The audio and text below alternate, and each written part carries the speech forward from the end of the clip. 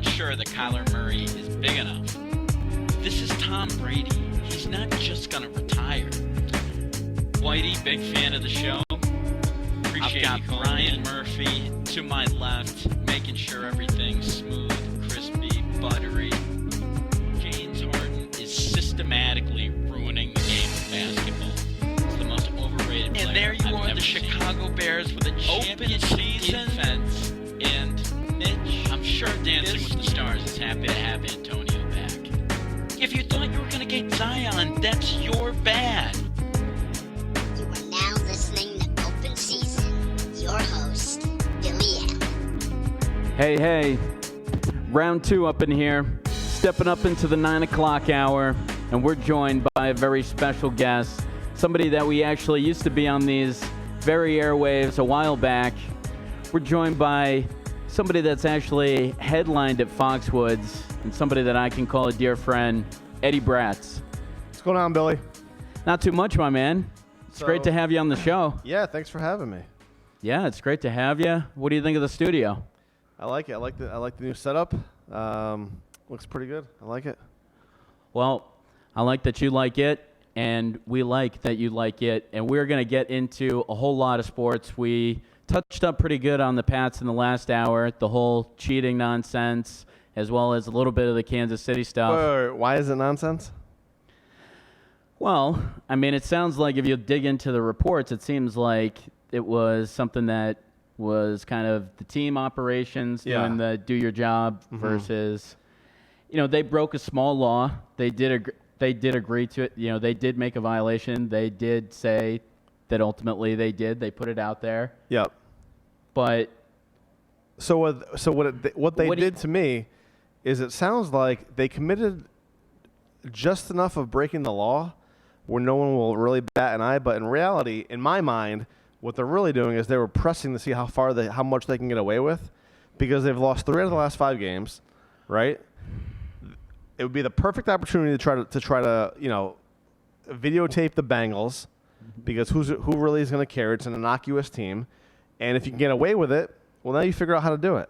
And I'll tell you what, I heard Belichick's press conference afterwards. Everyone who lies, and I'll tell you what, I'm a pretty good liar.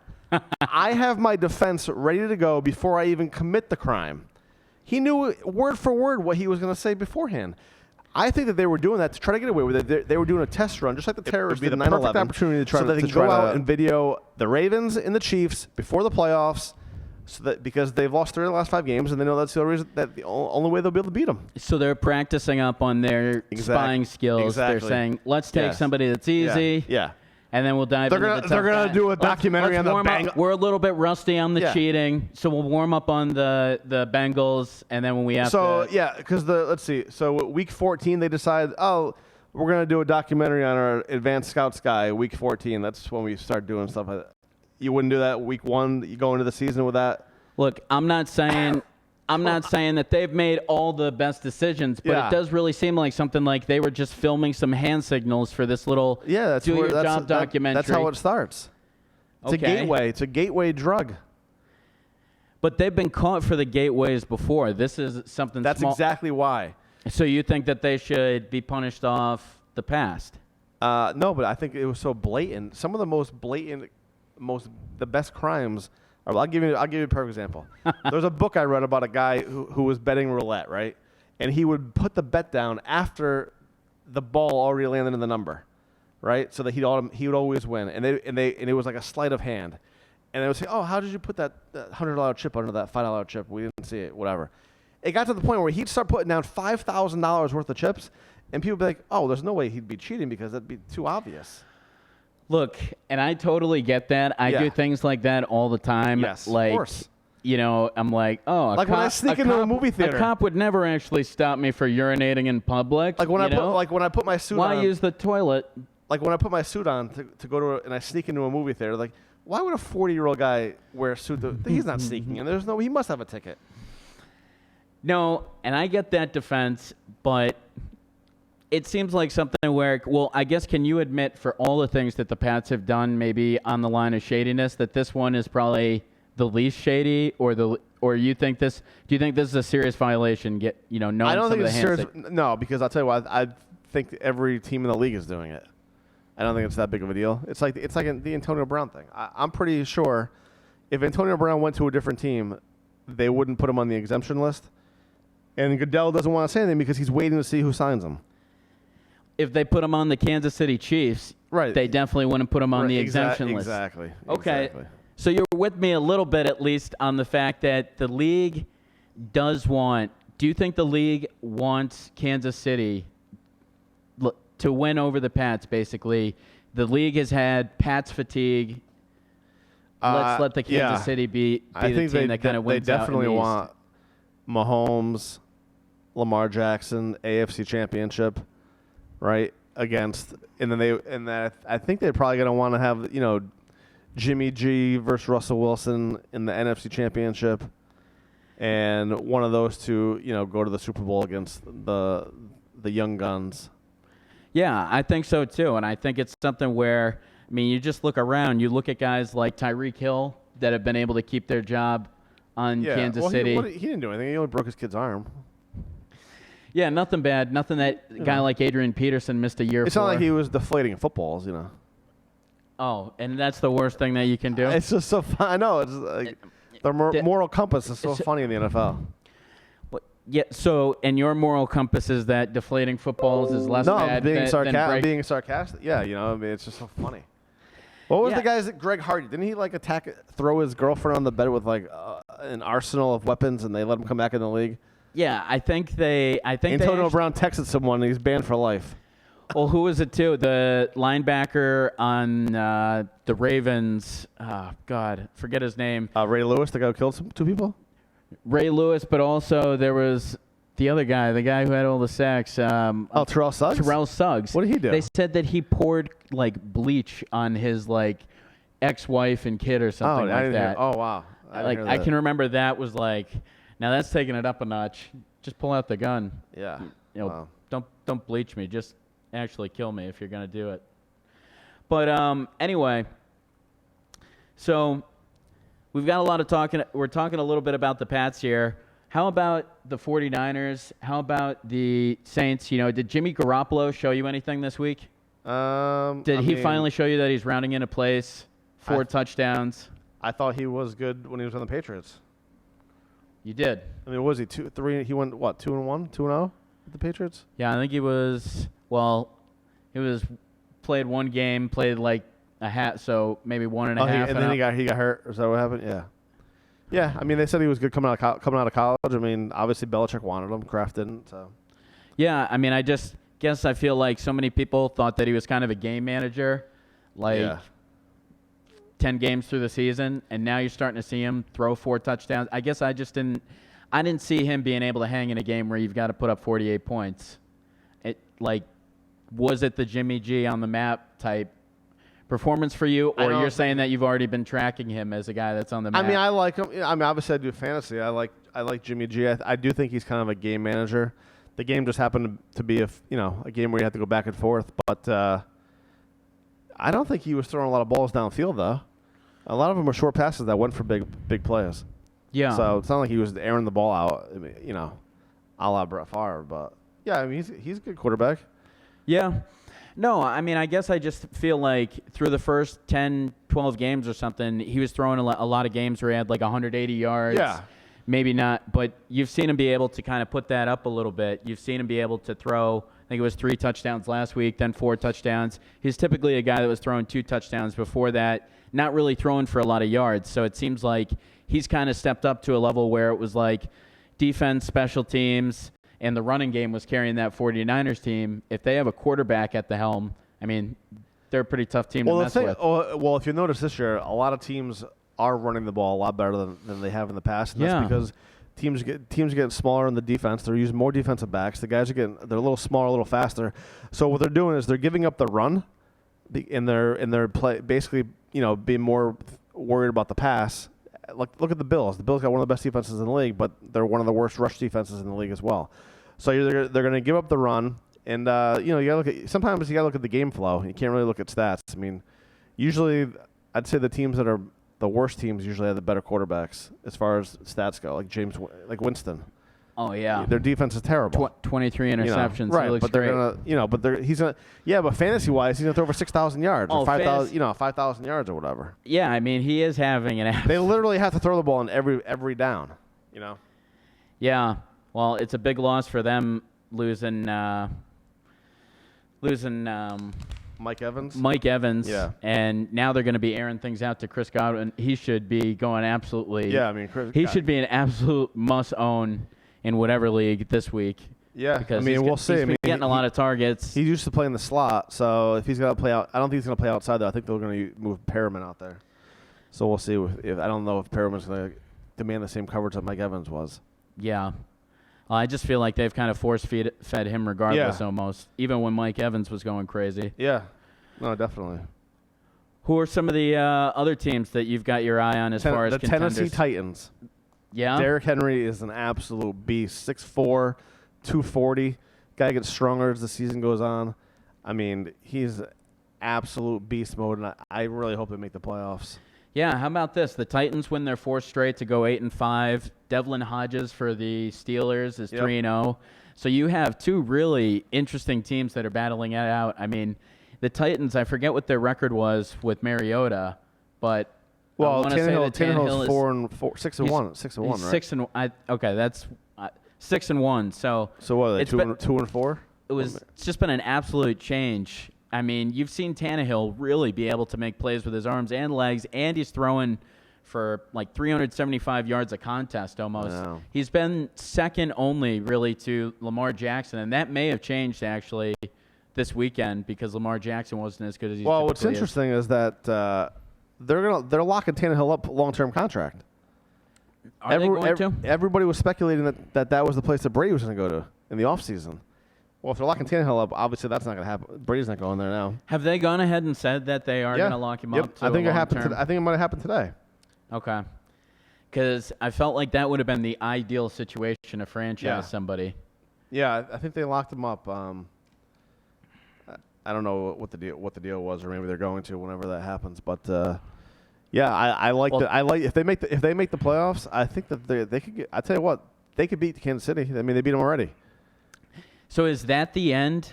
Is that the end then for the old quarterback for the Tennessee Titans, Mariota? Yeah, I think so. I mean, could there be anything more damning than having Ryan Tannehill come in, take your job, completely replace you? Tannehill is kind of a guy that they were looking to transition into a backup. He's getting a little bit older. Yeah, I mean, he's got to be 34, 35 years old, right? I would say he might be like 32 or something like that. I feel like he's been in the league since I was in high school. He's been in the league for a 20 while. I remember he 25 played years at A&M. He played receiver at A&M for a little bit, I want to did? say. I want to say he started out as a receiver. No, there's no receivers that become quarterbacks. I can't believe that. There's so many college athletes that end up becoming something different. I don't think they become quarterbacks. They go from Yeah. quarterback to receiver, but I can't imagine going from receiver. Look that up. There's no way that's. I want to look that up. I do want to say that Ryan Tannehill did play wide receiver before he played quarterback. That would be interesting. Yeah. When friends and rivals enjoy getting together, What else do you think is interesting? That's when a you've house got the becomes Ravens that are home. at the top seed. Yep. And you've Rocket got the Mortgage. 49ers Push that button, kind of get look like the mortgage. clear second. When you see where they were What are before you the looking switch for as to where teams this are team has making come their now, march it's down to it's not the just final? Like I said, I think Tennessee is my underdog. I mean, they're not even the next 3 weeks is going to be good because they play Houston twice. Yep. That's And you don't like. It's funny because it goes Tennessee plays Houston, New Orleans, Houston, where obviously the Houston game is what matters most because Houston has the tiebreaker. So even if they split, Houston wins the division and Tennessee will be out. So I was actually thinking that if they win this weekend, they could bench their entire team against New Orleans and it won't even make a difference because Houston has Tampa Bay, so they're going to win that game. So the last game of the season is what's going to matter. I would bench my whole team. I wouldn't even show up against New Orleans. Yeah. Just be nice and rested for that last game of the season. Well, this is the NFL, so they probably will show up. Well, but I'm just saying I wouldn't. I mean, look what the Pats are going to get just for this little documentary. If you don't show up, you got to do those little mandatories. Oh yeah, that's true. So, I mean, Gordon Hayward came back last night. Things look pretty seamless. They took care of the Cavaliers pretty good. He looked good. What I was really looking for was to see Jalen look good, and he was finding his own offense. What do you think about the Celtics so far? Man, I haven't watched 1 minute of the NBA. Come on. I have. I'll tell you what. I will tell you this. Well, how many minutes have you played of FanDuel? I'll then, tell at you least? a quick story though. When Luka Doncic came out, I had a chance to buy like his rookie cards for like $20 each. Yeah. And I'm like, I don't know if that guy, if he's gonna be any good or whatever. They're going for like $500 each. Like he's like a legit superstar. Oh yeah. He's averaging a 30-point triple-double basically. It's unbelievable. He's got an How 18 old games. is he? How old is He's he? 20. He's 20 years He's old. 20. He's still 20. He has an 18-game streak of 25-5. Yeah. The only other player to do that is, I think it's 25-5-5, 18-game streak, and we've got one ringing through here. Oh, was it Hi, Karolinko? you're live on Open Season. Who do we got? Yeah, it's Whitey from Queens. Whitey, great to hear from you. Hey, I'm Whitey from Queens. I saw that name graffitied on a stop sign one time. Whitey. We're sitting here with my buddy Eddie Bratz, and Whitey back from Italy. It's great to have you back. How you doing, man? Yeah, brother. I wish I could be more excited to be back, but unfortunately, I'm in New York now and not in Italy, the motherland anymore. But I'm excited to be back on the show, though, dude. I really did miss calling in the last 2 weeks. Hey, well, we miss having you, and I'm sure you've got something about the New York whatevers that you're going to be upset about. What's got you peeved tonight, Whitey? I wanted to talk AFC playoff race, bro. And I know you guys were talking about the Titans and everything in the playoff race. I wanted to call in quickly because I know you guys were pushing towards the NBA, so I wanted to call in before you guys got into the NBA because, quite frankly, I haven't been following the NBA the last 2 weeks. Being in You Italy and everything. 8 million people haven't been following it. Their ratings are down this year. Terrible. Well, yeah, I mean, that's 'cause of China. It's been terrible. Yeah, the communist China, bro, is ruining it for all of us, dude. So what? 'Cause I know you guys were You're calling in for a catch up on what's happened over pushing the What's last up? couple What's weeks? up? What do you think about the AFC? So, quite frankly, I wanted to call in because Billy, honestly, me and you, this has gone back. I mean, Mike Tomlin's been our coach, been the Steelers coach for the last 13 years, and it took this long for me to finally buy into Mike Tomlin. I wanted to know, Billy, if I did a complete 180 on Mike Tomlin. This is the last year of his contract, and I'm like, all right, thank God. After this year, we get to move on from Mike Tomlin. But yeah, after this year, I'm like, okay, Mike Tomlin, I've unfairly criticized this guy. No, you haven't. And I wanted to, Billy, I wanted to see if you've also turned around on Mike Tomlin because this year, I mean, Mike Tomlin, if we make the playoffs, he's going to get the coach of the year. Here's what I'll say. I think that he definitely deserves votes for coach of the year, but I'll also say this. I don't think he's ever going to be that tactician that, kind of lines something up that X and O's someone to death. I do kind of think he is that rah-rah coach, but I mean, to be able to win with Mason Rudolph and duck Devlin Hodges and to make these undrafted guys, to not have this team just quit on him, I think is such a big statement in the NFL and kind of this culture today. How many of these teams, when they were 1-4, would have just thrown the towel in, try to get a top pick, and they're actually sitting here fighting with two undrafted quarterbacks at the playoffs? So it's been pretty impressive, and I think that he will get votes for Coach of the Year. And I would say, if you're Pittsburgh, you probably got to keep him because I think it's a game where if you don't have a better candidate lined up, and I don't know of a better coach that's ready to go to Pittsburgh, I think they should probably hang on to Tomlin for the time being, even though we have criticized him in the past. But he might be the worst coach in the NFL. But for him to take all that money to go to the Redskins, I mean, I think that the stability that they've got with the Steelers are a good organization all the way through. And they kind of have kept that. There's so many teams, Eddie, you want to say he's a bad coach, but there's so many teams that take a guy on for 1 year, get rid of him the next. I think he's take a guy on for 2 years. All right, here's the thing. He's a good football coach. He knows nothing. He might be the dumbest person in America when it comes to math. That guy kicks field goals to go up 6 points with less than 2 minutes left. more than any coach in the NFL, where going up 6 actually lowers your win equity, which I still don't understand. How do they not have a math statistician in the booth getting paid $80,000 a year, telling them when to go for it, when to kick? How do they not do that? Yeah, I mean, I got can't an answer comment to on that?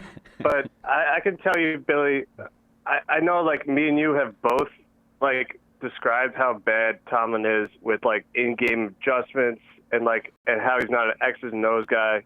But in reality, dude, like, this is his 13th year, and he has not had one losing season. This past week confirms that this will be his 13th year without having one losing season. And it's really remarkable because Mike Tomlin, and I'm guilty of this. Like, I like, a lot of people have been like, oh, well, you know, you have Ben Roethlisberger. How can you not? Like, you're always going to have a good team because you have Ben Roethlisberger at quarterback. But this year, dude, we are 8-5 off of a rookie quarterback, combined appearances from a rookie quarterback and an undrafted quarterback, Duck Hodges. He literally did not even get invited to the combine, dude. I mean, no one has heard of this guy. It's absurd. They're 8-5, and I was one of like the classic Steelers fans to be like, oh, Mike Tomlin's got to go, like last year. Yep. But if you also look at Antonio Brown and Le'Veon Bell. All right, so Le'Veon Bell, so Adam Gase, the coach of the Jets, he went on the Mike Kay show today and was like, and complained about Le'Veon Bell, because Le'Veon Bell, he has the flu, so he didn't play this past game. But he went bowling on Saturday night. He went bowling with the flu, and like, that's a bad look. So that's like another area of drama. And then the fact that the Antonio Brown drama has not really gotten out until last year. Antonio Brown's been on the team for like 10 years. And his crazy, like, you know, Billy, like, I've been talking about Antonio Brown for ages, calling in.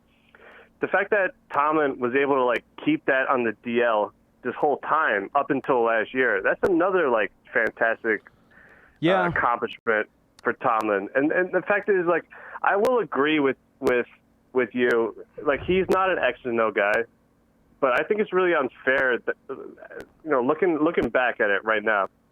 Well, it's unfair. It's unfair to compare Tomlin to Belichick in terms of X's and O's and it's like fair. That's his job. I was like with you until you got there. That is the whole comparison, between. Dude, look at. Well, hold on. That is the whole comparison between them. One is a rah-rah guy, and one is a guy that kind of gets in there, and is going to a guy that's going to be able to take Sony Michel and scheme him into a 120-yard rushing back all the way through the best offensive teams in the playoffs. You know, so that's kind of the whole thing there.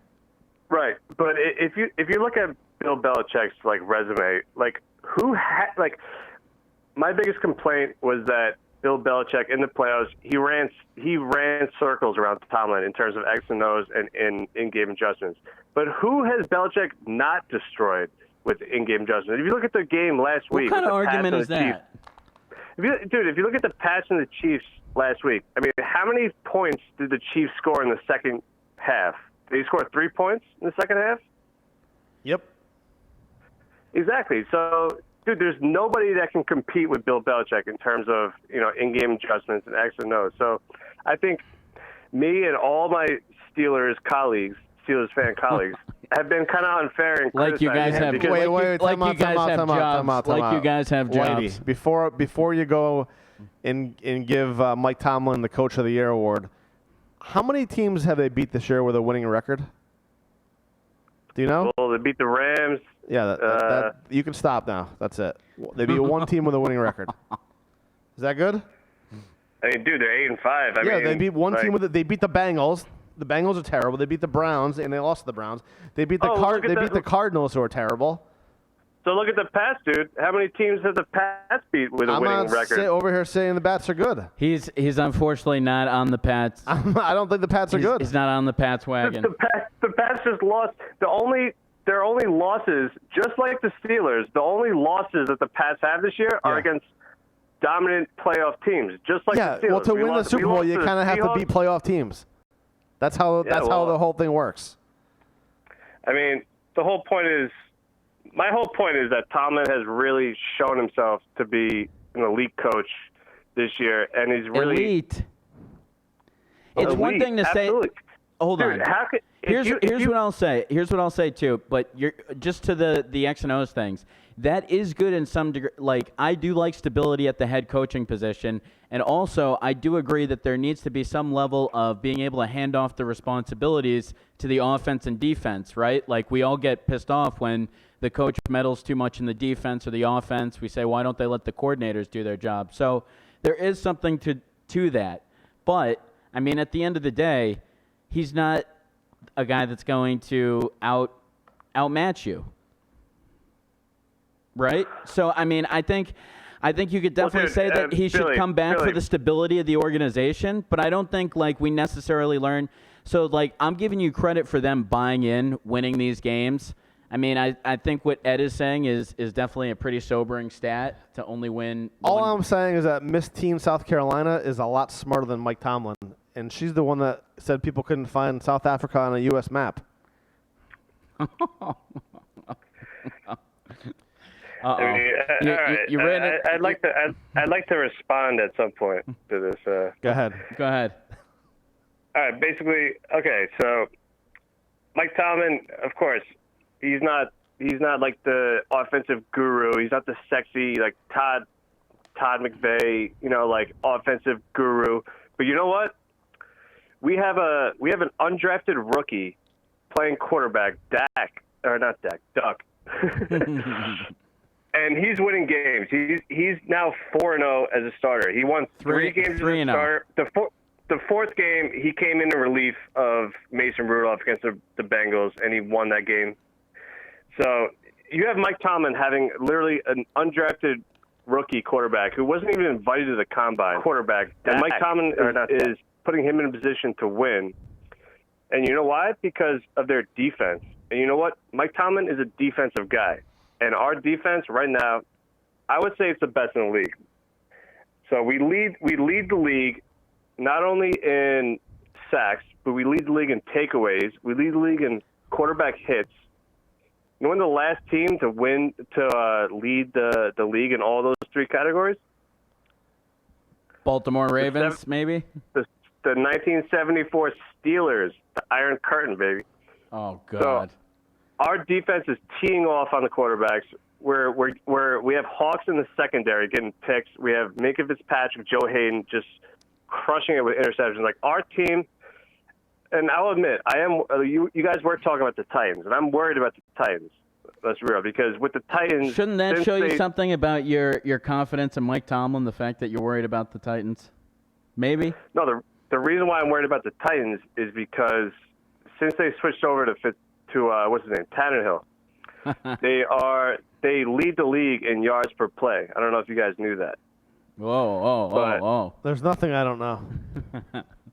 Yeah, because You're Derrick Henry bestowing is an upon us absolute your beast. knowledge. Derrick Henry is an absolute beast, but you know what? The Steelers play the Bills next week, and if we win, which I believe we should, because we're playing in Heinz Field, and the Steelers are the best fan base in the NFL. I don't care what you say. This is true. If you looked at the Arizona Cardinals game last week, the entire stadium was Steelers fans, bro. It was basically a home game. So I think the thing with Hodges, with Duck, he's not turning the ball over. Mason Rudolph was a liability with that. And did you realize we've won the last 3 games in a row without Juju, without James Conner? We've had no skill position. Dude, our entire skill positions have been rookies or second-year players. Juju's been garbage. He's been garbage this year. Now, okay, I said Juju's been garbage since Antonio Brown left, and he's actually getting D'd up by the number 1 D back in the other team. But here's my question for you: What are you expecting? What's a good season for you? Do you want to go 8-8? We're not going to go 8-8. We already have 8 wins. Okay.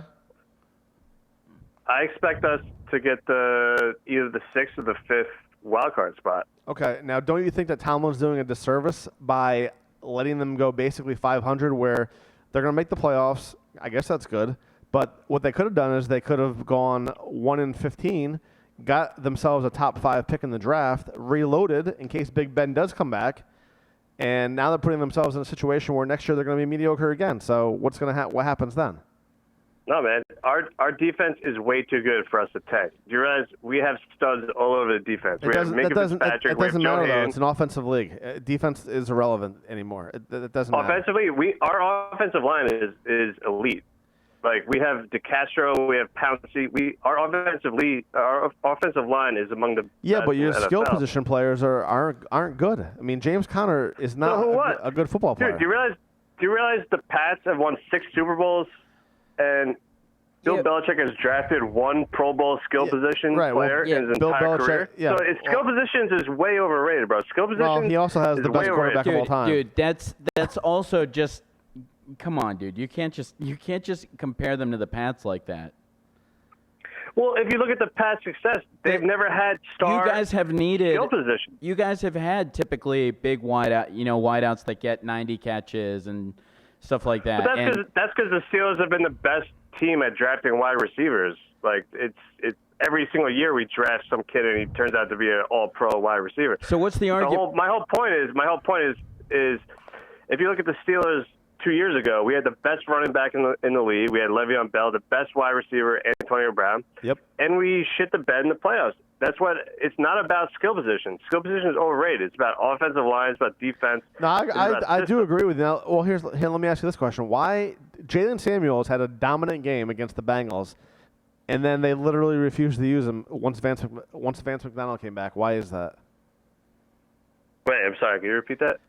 Jalen Samuels dominated against the Bengals on that Monday night game, I think it was, or Thursday night game. And then Vance McDonald comes back, and they just refused to use Jalen Samuels in the same. They were using him in the RPOs. They had him going out for passes, and they were running the ball with him. Well, I think with the Steelers is the fact that James Conner is hurt. We have Jalen Samuels. We have Benny Snell. We're trying to manufacture rushing yards. That's the weakness with the offense of our Steelers was rushing. So they do a lot of BS. Like they do wildcat, dude. Like it drives me crazy. Every time they do a wildcat formation, it drives me crazy. But the fact is, like, the offense is nothing to write home about, but the defense is what's winning these games. You know, like the fact that we lead the league in like turnovers on defense, like everything. Our defense is what's keeping us alive. The only thing I remember I called Billy. I called in your show like what was it 4 weeks ago? Yeah, and talked about Minkah Fitzpatrick. Was that the Minkah Fitzpatrick love affair call or? Yeah, and I mean, have I been wrong? I said like no. The competition for us for the playoffs was between the Colts. I don't think either of us are sitting here saying that you guys have a bad defense. Is Ed? I mean, no, you're not. I use them. I have them. I have them. Well, I think we're both on the same page that you guys have a good defense. I just don't think they're going anywhere. That's all. No, it's not a good defense. It's an elite, amazing. No, defense. It's not an elite defense. They're not the no-name. Okay, not the no-name defense of the Dolphins. Not the 85 Bears. Not the Ravens. I mean, it's the best Steelers defense. I've been a Steelers fan my whole life. This is the best Steelers defense I've watched since Ben Roethlisberger won the ring his second year in like 2000. I forgot what year. 2004, 2005. It's the best Steelers defense since then. I mean, yeah. Like our defense has been a liability for the last 10 years. I mean, let's be real. I mean, this is why Brady has destroyed us every time he meets us in the playoffs, because we haven't had the defensive personnel, but we have the defensive personnel. Like, we drafted Devin Bush, who essentially filled the Ryan Shazier gap. Like, we've really missed Ryan Shazier ever since he like got destroyed on that hit and got paralyzed. Oh yeah, how's your take on that? He's still coming back? He's working towards it, and I'm praying for him. I hope he comes back. But basically, we replaced him with Devin Bush, who we traded up in the first round to grab him this year, and he's a stud. This dude's like the fastest linebacker I've seen. He's all over the field. And then we have Minkah Fitzpatrick, Joe Hayden, T.J. Watt, and what's his name? T.J. Watt and Dupree. They lead the league in sacks as a duo. You know, like T.J. Watt's on the left side, Bud Dupree on the right side. They lead the league in sacks as an outside duo. Like when I'm watching this team, we're not fighting against your defense. We're not fighting against the defense. We're on the same page as the defense. Where are you from, buddy? I'm from New York. How are you a Steelers fan? because Oh, no. my whole family's from Pittsburgh. Okay. I'm the only New Yorker in the What family. year did you actually, start? but- What year did you start watching them? What year I started watching them? Yeah. I mean, Like, who was the running back? Who's the earliest running back that you can remember? I remember watching Cordell Stewart as a young kid and Bubby Brewster. You remember Bubby Brewster? Bubby Brister. Bam Morris, was Bam Morris there when you were watching him? Yeah, I don't really remember. I mean, I was kind He of got like arrested for drugs, I think. But I remember Bubby Brewster was the first memory of me as a Steelers fan. But basically, yeah. So we've reached consensus that their defense is elite, and I agree that the offense is suspect. But right, I agree. The defense is great. So what they should do is they should bring in a coach who knows what he's doing, put Tomlin over as the defensive coordinator, let him do what he's good at, and maybe they'll be good again. No, man. Tomlin he's established himself as probably one of the top 5 coaches in the NFL. You know, most of the coaches in the NFL have CTE. So how that's can not you really how can you coach a team if you coach a team to 8 wins with an undrafted rookie quarterback? You know the NFL is all about quarterback. The quarterback defines a team. Yeah. He has 8 wins. But do you look at it as it's all on him, or do you look like it's more like the resolve of the team? Like it's the way that Mike Tomlin is coaching you guys, or it's just that those players aren't willing to pack it in early?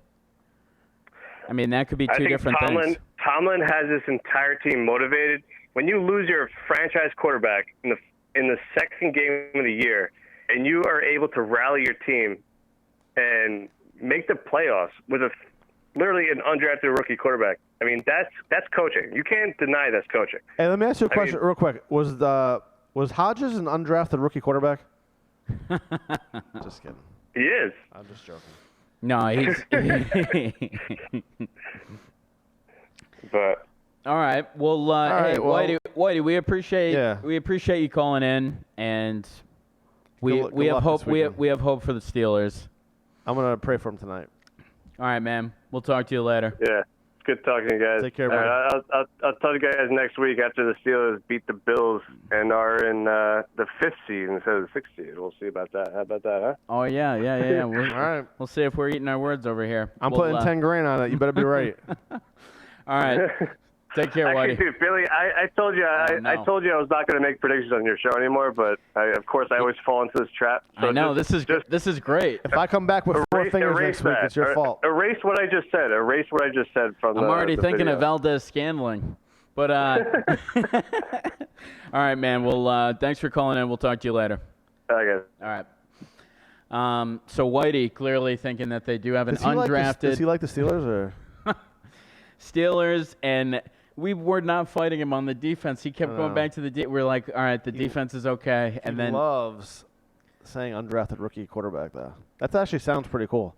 It almost sounds better than being the number 1 pick in the draft. Well, it's almost like the Steelers kind of have to settle for this concession prize in Tomlin, right? Like he's probably not the guy that they want, but the guy they ultimately keep because you talking about Tomlin or the quarterback? I'm talking about Tomlin. He's not. He's a good coach. He's a concession. He's just a dummy.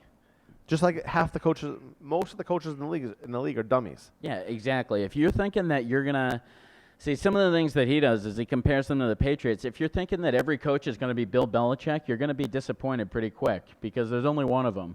And we've seen what happens when all of his assistants go elsewhere and try to be him. You've already got Matt Patricia, who's probably out of town with the Lions. Yeah. You saw how quick McDaniels ran his stay out in the Broncos. All these guys, they kind of try to come in. They try to be Belichick. They can't. There's You ever really seen the movie Higher Learning? No. You never seen that movie? I don't think so. You tell me that Mike Tomlin doesn't look like Omar Epps. Oh, I mean, I know he looks like He Omar looks Epps. just I haven't like. seen. How do they not have a biopic right now? And just I have love Omar how he Epps? always looks. I feel like he always looks like a player. Like he's always like he's always got Yeah. like aviators on. He's always got like some type of Yeah. like loose clothes. You always feel He like seems like a pretty cool guy. Like a cool guy. he could probably get out there and make a tackle for you if you needed it. Is Roethlisberger even coming? Is he coming back to the team next year? He's got to be 39 I years gotta old. wonder how much he's got in him No, to he try to doesn't wanna come back. rehab He doesn't a wanna come back. rehab a major elbow injury Why at would he wanna come 38, back? 39. He's already got 2 rings. I don't know. I think they're leaving the seat open for him, but like kind of assuming I mean, I would not assume him to come back and be ready with a major elbow injury at 38, 39. Especially the way he plays, he's taking hits. I mean, he's big, but he's taking hits. Yeah. He's kind of like a Cam Newton, I feel. Did I tell you what happened to me the other day? No. I had something really traumatic happen to me. Would you have to go to work or something for a day? No, I watched. I heard the song "Baby It's Cold Outside," and saw the Peloton commercial all in the same day. Like, how will I go on with my life? Yeah. So Is that Peloton commercial the craziest thing of all time, dude? That people would actually talk about that for more than 1 minute? That is so weird how she makes a video for him and then is sitting there watching it. She's like, see how I'm It's just a thanking. commercial, though. It's just a commercial. I know, but it's like. Why would people up in arms about it? Skinny people, good people in shape aren't allowed to work out? Is that what they said? Is that what it was? Apparently, well, if you ever go to a Planet Fitness, you'll find that out. I go to Planet Fitness. Yeah, they frown on anybody who actually. They're like, no tank tops. No sweating. No hard work. I was at the Come gym. over here, grab some pizza and some Tootsie Rolls. I was at the gym the other day, and one of the people that worked there went to the guy who was next to me and like pulled him aside and was like scolding him. And he comes back next to me, and I'm like, hey, what was that about? And he's like, they caught me doing deadlifts. I'm like, what? You can't do deadlifts? They sound the lunk alarm. And they didn't sound the lunk up. I guess he was doing them with the straight curl bar, and he was doing the deadlift. And they told him he's not allowed to do that. Oh my god. Yeah. So that's like they're just making up rules that they want to enforce too. That's so funny. Well, this is a great advertisement for Planet Fitness. Yeah. Did you see that? Did you watch the Pats game this weekend? I did. Yeah, I did. The referees, man, terrible. they're Or great. In your opinion, they're getting worse and worse every week. And I know I told you this beforehand, but it's all. I don't want to say this because I don't want to accuse anybody of anything, but it's almost like the more states that legalize sports betting, the more calls that are wrong that they're making. Yeah. And I think this is the second year where they're actually hired full-time referees, right? Because in the past it used to be like well-established doctors, lawyers, people that would not want to ruin their reputation outside of the right. Oh, and now you're saying. And now I don't know how much they're making, but it probably maybe $150,000 a year, maybe for a referee, maybe less. Yeah. I mean, how much could a referee possibly make? I'm not making $1 million. Oh God, no. No, God, no. I'd say 150 maybe. I mean, 200? I wouldn't even say 150. An NFL ref. I don't know what they make. I would assume they're making more like. What if we could look that up? It's like a seasonal job. They're probably making like 50 to 100. I'd say. 50? No way. NFL ref. Yeah, I think I'm making more. Brian, what's your guess? How much does an NFL ref make per year? Oh, I would say not much. Well, what is not he goes, much? Maybe he goes 150. I got it right here. Maybe 60. $205,000 a year. Average. That's their starting pay. It's $205. That's about right. That sounds like you're talking about players. No way. 16 games, yeah. Yep. 205,000. Oh wait, I'm sorry. The highest. Oh wait, I Wait, can't what? read. I forgot. Yeah, you're right. Oh, it is $50,000 a year. The highest paid referee makes $205. Well, $50,000 a year to be a referee? Why did you think you'd get $150K to be an NFL ref? Well, because you got to travel around the country. Yeah. I mean, maybe they pay for that stuff, but you're working like a seasonal job. You're only there for a few weekends. Yeah, Tom Brady works a seasonal job. How much does he make? You're going to compare an NFL ref to Tom Brady Well, as far as the earning? referees got more. They changed the outcome more than Brady does at this point. Yeah, I guess. My point is, if you're paying a referee $50,000, you're telling me that guy doesn't have an opportunity to make the game go the way he wants to? Well, that would further make that point. Yeah. I mean, if you're saying they're $150,000, I'd be like, they're probably all set. Why do they even care? I guarantee you can go out there and by yourself change the game. Oh, yeah. Of course. Passing a PI on the goal line. Well, I mean, think about it. The ref, I think it was the head ref that came over for the N'Keal Harry call and basically decided not to review it. So the person who's got the most responsibility can just come over and decide to basically go awry from what the protocol is supposed to be. I mean, how you don't call that a scoring play and then use the review on that is just absolutely. I just don't understand why they don't do what they do in college. In college, they have one person up in the booth who's looking at it just like me and you watching the game. We could tell if you could tell instantly. You just wire down to the guy. Hey, that was a touchdown.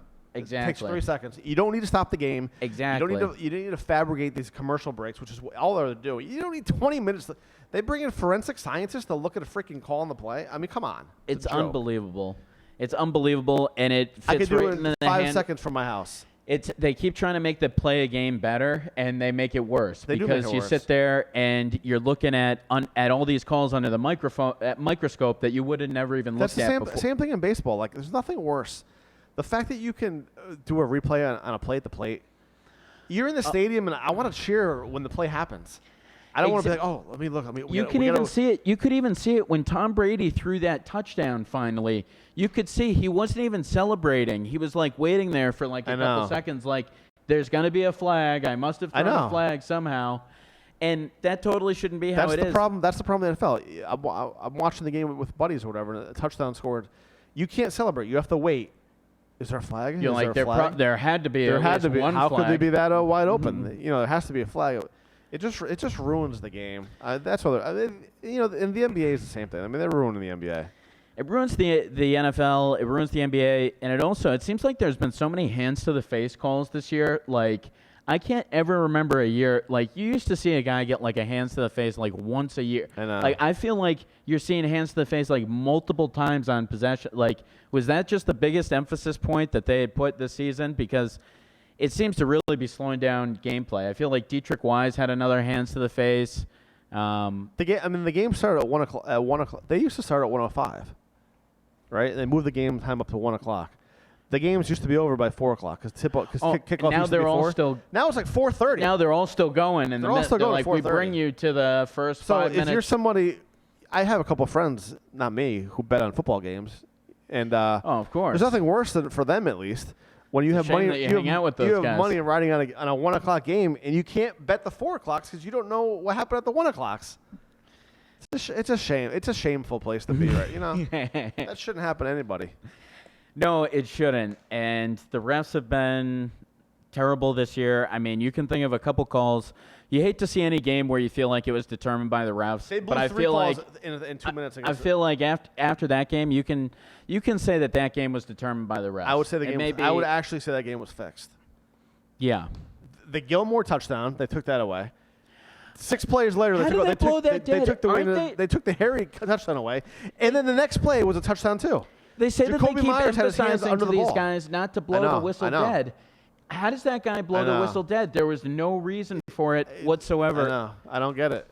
No, absolutely. They needed to start telling these guys, look, if you blow the whistle, we are cutting your hands off. I don't understand how the guy blows the whistle. They've been saying this is a point of emphasis. This is why I always go back to Travis Kelce and his Big Bird gloves. What's going on with those gloves? Those things look like claws. Tell you what, that's another. If I was the commissioner, I would not allow gloves in the NFL. I hate not that. allow those big gaudy things too. I play catch with my kids with those things that those round things you put on your hands. They have the Velcro. Yeah, like at the beach. Are you telling me that's not what it's like with these? Odell Beckham puts his hand up and the ball sticks to it. With 2 guys on him tackling Come him. on, I mean, I was watching clips of Jerry Rice. Jerry Rice didn't use any gloves. I mean, come on. He admitted that he used stickum though, didn't he? I could have I sworn think he later did on in his career maybe, but yeah, okay, that's fine. You stick them, whatever. Oh, but I just don't. use your hands. I've used those gloves make it And I'll tell you impossible what, to drop a ball. Basically. And you want to say people? Oh, it doesn't matter. I'll tell you how it matters. My 6-year-old, he can't catch a football from me without gloves on, right? Because it hurts his hands. So I bought him football gloves. I can throw the ball as hard as I can, and it doesn't hurt him at all. And I'm sure you do. I mean, I'm Uncle Rico back there, just firing footballs at him, But I hate the gloves, and I hate the blowing of the whistles. I don't know. I feel like sometimes we got to take a page out of Iraq or Saudi Arabia. Someone has to pay a price. Yes. Family members, something.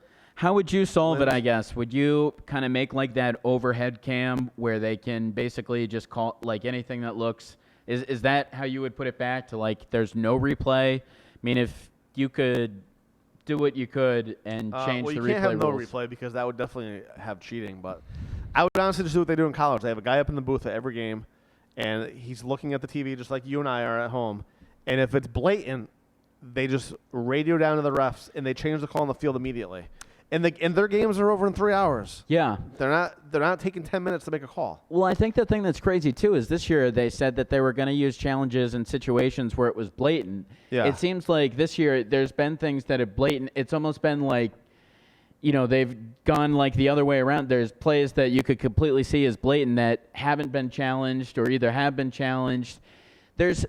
Nobody still understands what a catch is, right? Is that fair to say? No one knows That nobody understands what a catch is. They've tried to say it year after year. You got to possess the ball to this, that. And I still feel like you can't even ask an NFL receiver whose job is to catch passes 100% what a catch is. And it's just like that situation shouldn't exist. That's why John Madden, when he was announcing, he said it best. Fumbles. If you don't have the ball when the play is over, it's a fumble. Yeah. I don't care who calls it. I don't care if the ground calls it or if your mom in the third row calls it. It doesn't matter who calls it. Yeah. If you don't have the ball when the play is over and you catch the ball, it's not a catch. And it's just such a shame that ball was whistled dead, especially in that game, because it was like he had just picked that thing up in stride. Looked like he was probably going to score. You saw Tyreek Hill was kind of in the area, so maybe he gets to him. Do you think the Patriots have a shot to win Super Bowl or what? If you have to pin me down at this point, I'm saying no. But like if I have to go yes or no, I'm saying no. But last year I sat here at this same exact time, pretty much in the season after they lost Josh Gordon, and said the same thing. There's no way they can just pass to these running backs and face the Chargers, the Chiefs, the Rams. You know, I would have never, ever guessed that. So I feel like I can't ever go against the Pats till they lose in the postseason. But, like, if you have to pin me down for a yes or no, I'm going to assume that this is unfortunately a year where they get a loss before they make it all the way. I'm going to tell you something right now, and you're going to think I'm crazy. N'Keal Harry is probably a top 10 receiver in the league. They only use him he played 3 snaps last week. He can't get on. They have to put him on the field. I don't care if you have to dumb down the offense for him. Whatever you got to do. He's a stud. He went to Alabama. Alabama produces receivers. That's all they do. Well, he went to Arizona State. I thought he went to Alabama. I thought he went to Arizona. No, he went to Alabama. Really? Yeah. I'm pretty sure. Are you sure? I thought N'Keal Harry went to... If I'm wrong about it, are you thinking Gronk? If I'm wrong, then that's the first time in my life I've ever been wrong. But Arizona State University. Boom. Oh, really? I had to look that up just because I knew. Am I thinking Jacoby Myers then? Oh, Jacoby Myers. Who cares where he went? But you're totally right. They got to play N'Keal Harry. And N'Keal Harry, it seems like every time he's out there, you see him make like that incredible athletic play. I mean, that play that he made just to get into the end zone, even though it wasn't a touchdown, I mean, that was extremely athletic. And it's like they got to find a way to get this guy on some bubble screens, whatever it is. Use him like the Broncos used Demaryius Thomas early in his career. I'm still in shock that I was wrong. Get the ball in his hands somehow. No, he's good. No, he is good. And I think I don't know. I mean, I hate to say bench Brady, but maybe throw Stidham out there and take a shot. Oh, my God. Would you stop it? How about this? Jacoby Myers, a couple of balls that they kind of threw down the field to him, he wasn't really able to beat out his man. It looked like he was challenged a bit this week. Let me tell you what I would do? Well, I could almost see kind of why Belichick or why Brady, before everyone's like, you got to get the ball to Myers. He's this hard-working, undrafted kid. This weekend, I really didn't see it with Myers. I'll tell you. What would you do? I'd like to see Edelman back there in RPOs because Edelman's faster than Brady. He played quarterback in college. He can throw the ball.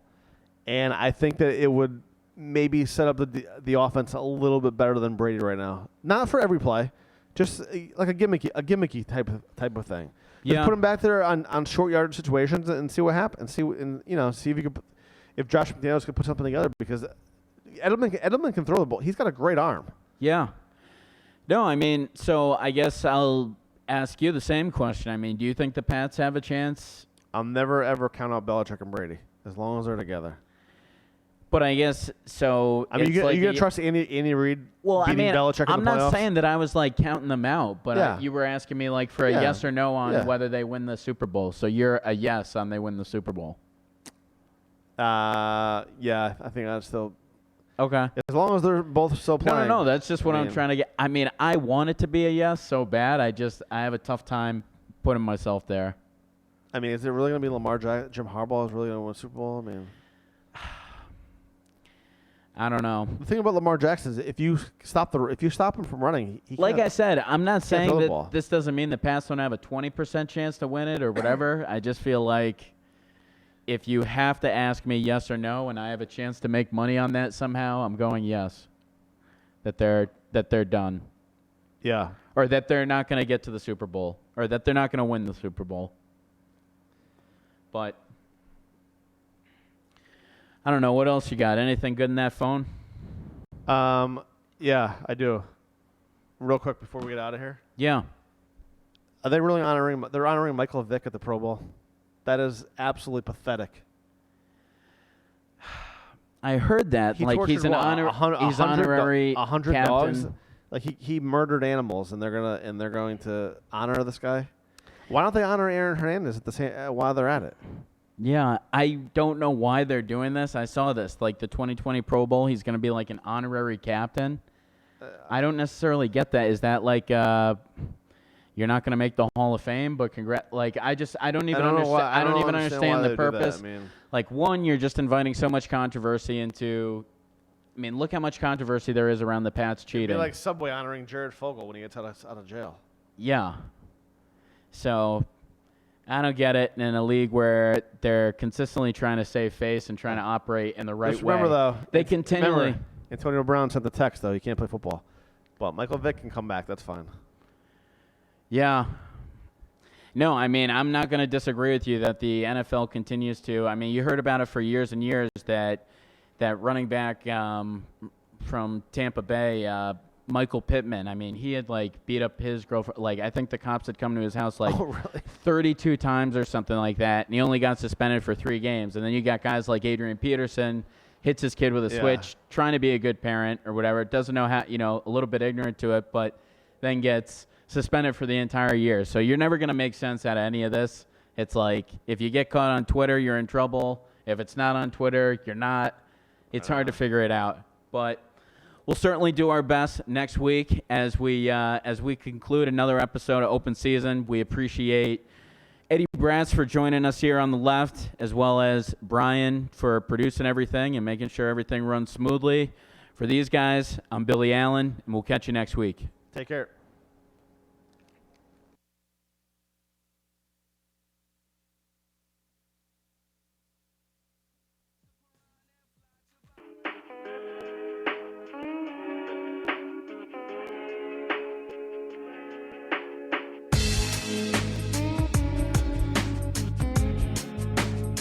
I'm just not sure that Kyler Murray is big enough.